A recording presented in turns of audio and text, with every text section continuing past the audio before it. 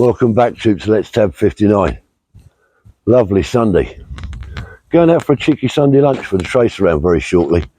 So, limping a bit again. Pull in here to do this video. It's a little bit windy out on the ground. It's very open out there, as you can see. That vast, desolate Lincolnshire plain. So let's pop over here and see if we can crack this. So I've got a few more thank yous to say before we get into the video itself. Let me get a seat here. Ankle up, oh, mate. Right, let's have a quick look at the book. So, as you saw in my previous video, one I did yesterday on Saturday with the Arnhem video, I mentioned on there that the Just Giving page for our charity challenge we completed a week ago yesterday, Just Giving page would be closed today, and it has closed. So I can give you the very final figure, and you won't have to listen to me waffling this out anymore. Those you don't know, me and the Trace around just over a week ago, 2 weeks ago, we started an 80-mile weighted walk challenge over 8 days, which we completed a week yesterday. And we left the Just Giving page open. It's for Scottish Little Soldiers, fantastic charity. So, another 3 donations yesterday, which is super, absolutely super. The first one is Pat Crossland. And Pat put, best of luck. Well, thank you, Pat. Best of luck. We've finished it, mate. And your contribution, your donation is much appreciated. It's helped us to get to this final figure, which I'll give you in a moment. Taff Bluebell. Again, Taff, you're a star, mate. So many people have donated more than once, and I can't thank you all enough. And Taff, you are one of those people. Thank you very much indeed. And the last one, really special to me because it's an old friend of mine, and I had the honour of serving with him, and that's Staff Sergeant Retired Richard Morgan, late of the Royal Engineers, QVRM. Not many people have got that medal, let me tell you. The QVRM. Richard, thank you, mate. I know you've had a few health issues, but you're soldiering on. And thank you for your donation, your support, mate. And hopefully, if I don't see you before, I'll certainly see you around Remembrance Sunday this year, because we'll be down. So, with those last 3 subscribers, donators, sorry, that took our total up to, or it's taken our total up to £8,919.48. But you bang on the old gift aid, which is £1,642.25. That gives me, the Trace around, and more importantly, Scotty's Little Soldiers, a grand cash total of £10,561.73. £10,500 for Scottish Little Soldiers. All down, all of it's down to you guys. We come up with the idea, but it's you guys that got that money for Scottish, and we can't thank you enough. And I know Scottish will be very, very grateful too for that amount.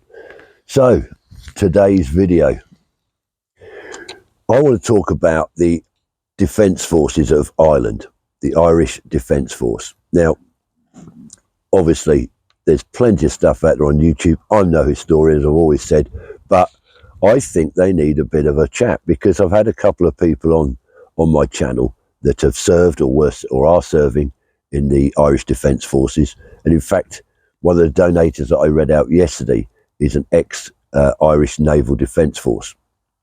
And so that prompted me to just have a little bit more of a look at them and give them a mention today.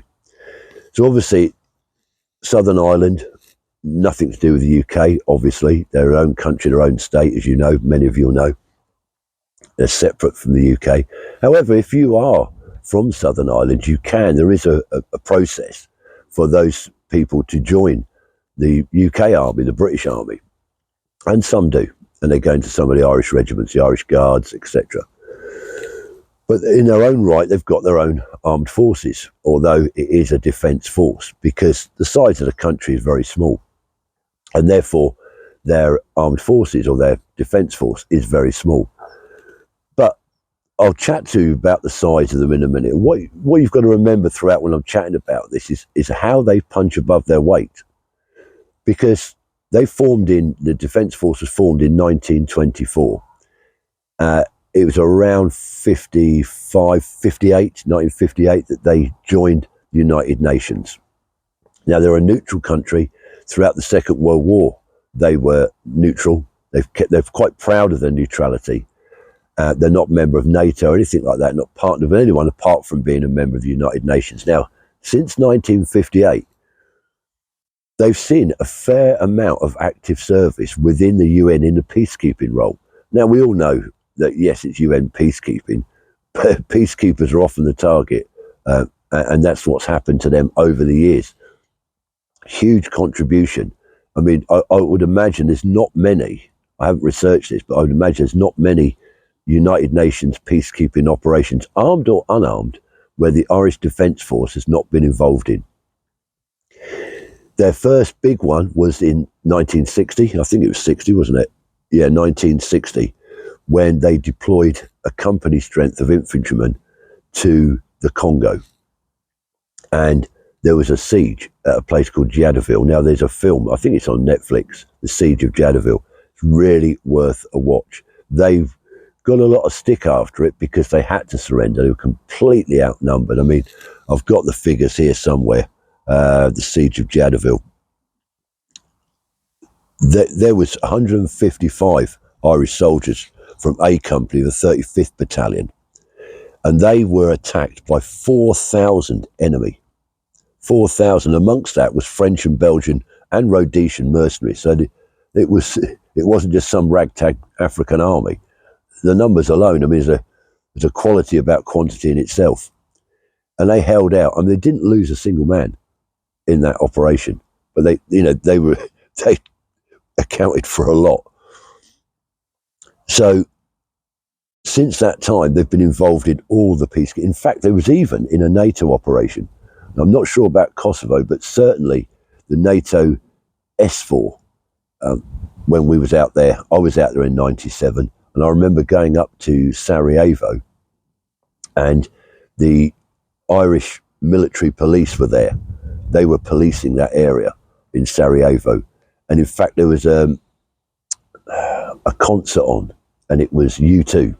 The band U2 were playing in Zetra Stadium, in the football stadium near the old ice rink where Torval and Dean won their Bolero medal, in the Winter Olympics. Well, U2 put a concert on, I can't remember the name, the Pop Mart, I think it was called, in '97, around September, something like that. And I managed to get my patrol up there, and we went into the stadium. Well, the Irish Defence Force police, military police, were there policing that, and they were storing the weapons. So you obviously couldn't take weapons into the stadium, and they were responsible for. And I was quite surprised to see them there. But that's they were there. So they've been involved in all these operations. Now, the size of them, they're under strength at the moment, as most armies are. They're not a conscript army; they're a professional army. They've got. They don't really have an air force. They have an air corps. So they don't have a Royal Air. We have a Royal Air Force with fighter jets and bombers. They don't have that. But they're very, very much under strength. So I'll give you some figures at the moment, roughly what they've got. They've got about 7,000 troops in their army. They've got about 1,800 at the moment, reservists as well. The reservists are also under strength.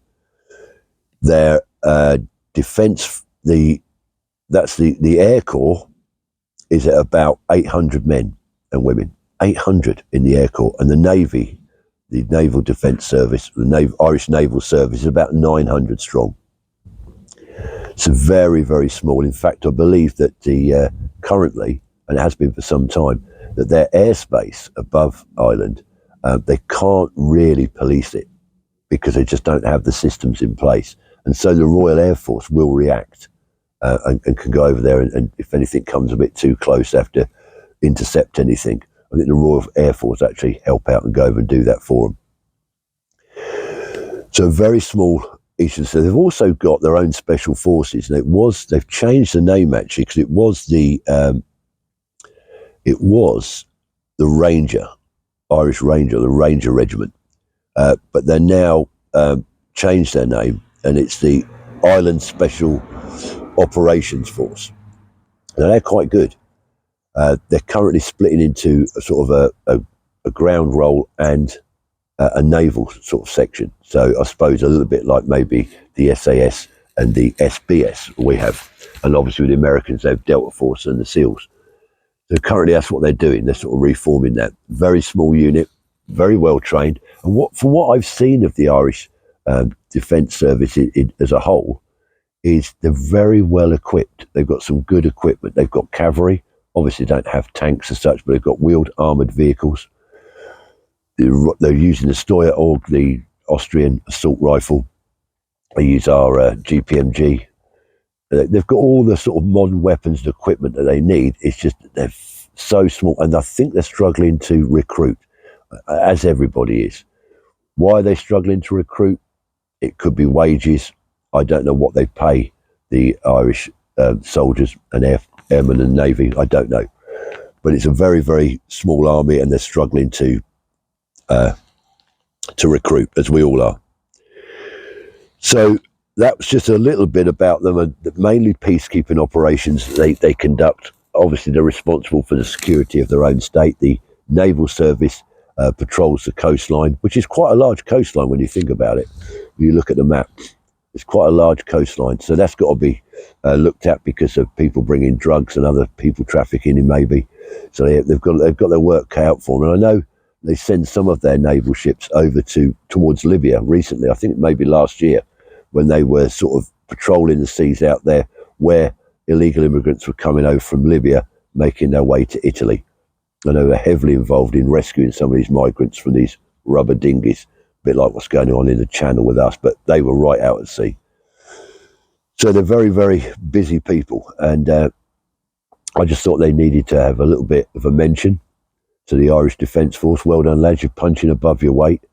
Hopefully you'll get up to strength soon and get bigger and get a larger air force, maybe. Maybe you need to take on that somehow. So that's my little bit of waffle. Like I say, me and Trace around are going off for a spot of Sunday lunch. We think we've earned that now. We didn't do much after the challenge. We just rested. We're now ready for lunch. And by the way, my car won't start, or Trace's car won't start. So we've got a tab. We've got a tab 1.5 miles to get to the pub for this Sunday lunch. So can't get the car started. Anyway, I'll get that sorted out in the week.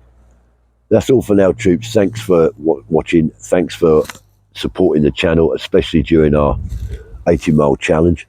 If you haven't subscribed to our little channel, please consider it. I'm not saying do it. I'm saying consider it. Until the next time, stay safe. Remember, let's tab.